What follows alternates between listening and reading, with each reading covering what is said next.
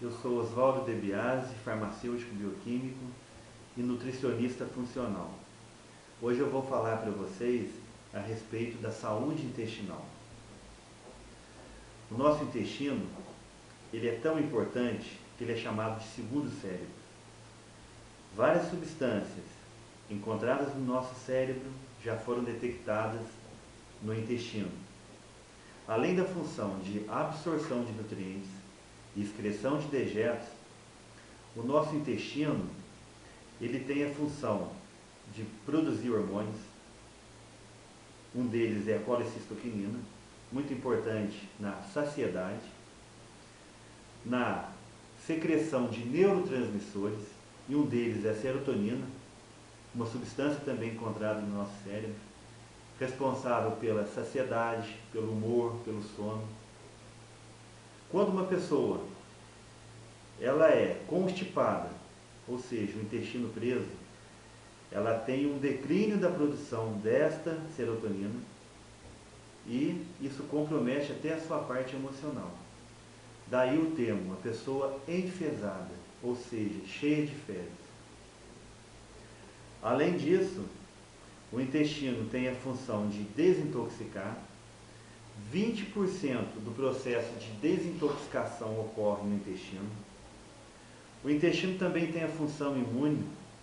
20% dos linfócitos, que são células de defesa, estão na camada inferior do intestino.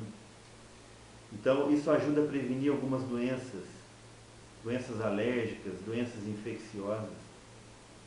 E nós temos mais bactérias no nosso intestino do que células no nosso corpo.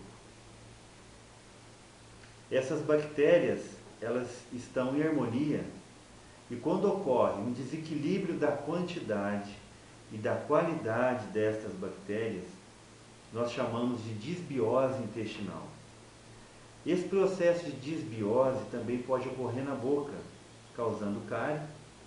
Se ocorre a nível vaginal, isso pode favorecer a proliferação de fungos como a Candida albicans, que vai provocar a candidíase vaginal, que é o corrimento. Então, é importante que a pessoa ela tenha uma boa hidratação, né? Ela ingira uma quantidade adequada de líquidos, de água por dia, juntamente com fibra. Não adianta a pessoa ingerir fibra e não ingerir água, ela vai ficar mais constipada ainda. Então é importante essa associação de água e fibra.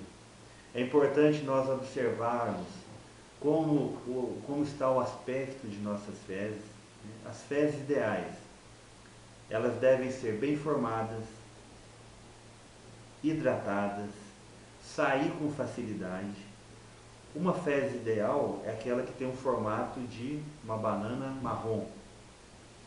Quando as fezes elas ficam muito tempo no nosso colo, no intestino grosso, elas saem em formato de bolinhas. Isso indica o mais alto grau de intestino preso. A pessoa que faz muito uso de antibiótico, seja com receita médica ou sem receita, isso favorece o processo de disbiose também. É interessante que a pessoa que necessite utilizar antibióticos, seja por uma infecção urinária de repetição ou outro processo infeccioso, que ela reponha essas boas bactérias. Hoje no mercado existem inúmeras marcas, as farmácias de manipulação manipulam os chamados probióticos, e você também encontra o produto já pronto. Procure na farmácia o farmacêutico para orientar, ou numa loja onde vende esses produtos que possa ter um nutricionista ou um farmacêutico também para te orientar.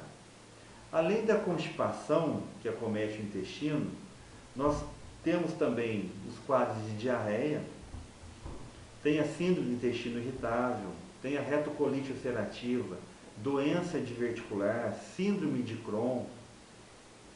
O ideal é que a pessoa procure um profissional, né, capacitado, um nutricionista, para orientar os alimentos que devem ser consumidos, Nesses casos, é bom evitar o excesso de leite e derivados, o excesso de alimentos contendo glúten, ou seja, contendo farinha de trigo.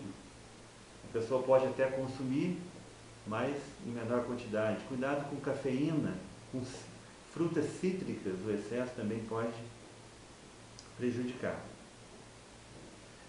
Procurar ter uma alimentação rica em legumes e verduras, fracionar essa alimentação, porque se a pessoa ela passa um período longo sem se alimentar, ela pode levar a um quadro de permeabilidade intestinal. Cuidado com o excesso de açúcar na alimentação, porque isso favorece o crescimento de bactéria ruim e diminui o crescimento de bactérias boas. Onde começa esse processo de desbiose intestinal? Começa no parto. Já foi provado, crianças que nasceram de parto normal têm um conteúdo de boas bactérias intestinais maior do que crianças que nasceram de parto cesariano. Crianças amamentadas ao seio têm um conteúdo de boas bactérias, são os probióticos, maior do que crianças que tiveram uma introdução ou de fórmula ou de leite de vaca precoce na sua alimentação, antes dos 6 meses. Semana que vem eu devo dar continuidade a esse tema, falando sobre alimentos que ajudam na nossa saúde intestinal. Não percam, um abraço.